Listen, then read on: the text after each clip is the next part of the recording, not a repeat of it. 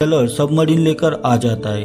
वह रेडियो से सुइन को वहां से वापस चले जाने के लिए कहता है क्योंकि उसका ग्लाइडर डैमेज हो चुका था, तो सुइन वहां से चली जाती है।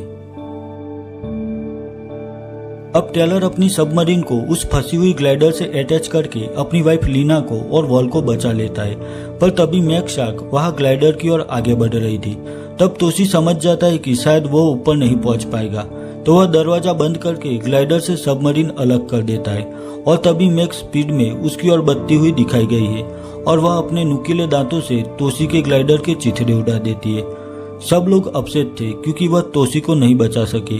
अब वह सब उस सबमरीन से ऊपर अपने रिसर्च सेंटर तक पहुंच जाते। अब वो लोग समझ गए थे कि उनका मुकाबला एक 75 फीट की मैक शार्क से था और यह शार्क 20 लाख साल पहले ही खत्म हो चुकी थी। मैक इतनी बड़ी और आदमखोर थी कि वह एक साथ 3 शार्क को खत्म कर सकती थी।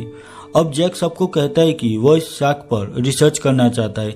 तब टेलर उसे समझाता है कि मैक से मुकाबला करना पागलपन है। वह एक ऐसी शिकारी शार्क है जो रास्ते में आने वाली किसी चीज को नहीं छोड़ेगी। वो लोग सब आगे क्या करना है इस बारे में सोच रहे थे। उसी वक्त सुइन की बेटी मेंग वहां खेलते हुए एक बड़े बुलेट प्रूफ कांच के पास आकर खड़ी हो जाती है, जहां से बाहर का पानी का नजारा साफ दिखाई देता था। और बस उसी वक्त मैग वहां आकर मेंग को खाने के लिए उस बुलेट प्रूफ कांच को तोड़ने की कोशिश करती है।